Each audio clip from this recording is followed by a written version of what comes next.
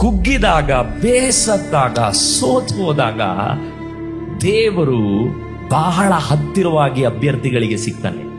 ನೀವು ಹಾದು ಹೋಗ್ತಾ ಇರುವಂತ ಸಂಗತಿ ಬೇಸರವಾಗಿದ್ರೆ ಇಟ್ಸ್ ಓಕೆ. ದೇವರು ನಮ್ಮ ಯೋಗ್ಯತೆಗೆ ತಕ್ಕಂತೆ ಕೊಡುವವನಲ್ಲ, ತನ್ನ ಯೋಜನೆಗೆ ತಕ್ಕಂತೆ ಕೊಡುವನು. ಆದರೆ ನಮಗೂ ನಿಮಗೂ ಸಮಸ್ಯೆ ಏನಂದ್ರೆ, ನಾನು ಇದಕ್ಕೆ ಯೋಗ್ಯನಾಗಿದ್ದೀನಿ, ನನಗೆ ಯಾಕೆ ದೇವರು ಕೊಟ್ಟಿಲ್ಲ? ನಾನು ಯೋಗ್ಯನಾಗಿದ್ದೀನಿ, ಆದ್ರೂ ನನಗೆ ಯಾಕೆ ದೇವರು ನನಗೆ ಕೆಲಸ ಕೊಟ್ಟಿಲ್ಲ? ನಾನು ಯೋಗ್ಯನಾಗಿದ್ದೀನಿ, ಯಾಕೆ ನನ್ನ ತಂದೆ ತಾಯಿ ಕಾಯಿಲೆ ಬಂದಿದೆ? ನಾನೇ ಪ್ರಾರ್ಥನೆ ಮಾಡಿ ದೇವರಲ್ಲಿ ಚೆನ್ನಾಗಿದ್ದೀನಲ್ಲ, ಯಾಕೆ ದೇವರು ನನಗೆ ಇದನ್ನು ಅನುಮತಿಸಿದ್ದಾನೆ? 99% ಕ್ರೈಸ್ತರುಗಳು ಈ ಅಹಂಕಾರದಲ್ಲಿ ಮುಳುಗಿದ್ದಾರೆ. ಆದರೆ ದೀನನು ಯಾರು ಗೊತ್ತಾ? ಆಯ್ಕೆಯನ್ನ ಯಾರಿಗೆ ಬಿಟ್ಕೊಡ್ತಾನೆ? ದೇವರಿಗೆ ಬಿಟ್ಕೊಡ್ತಾನೆ.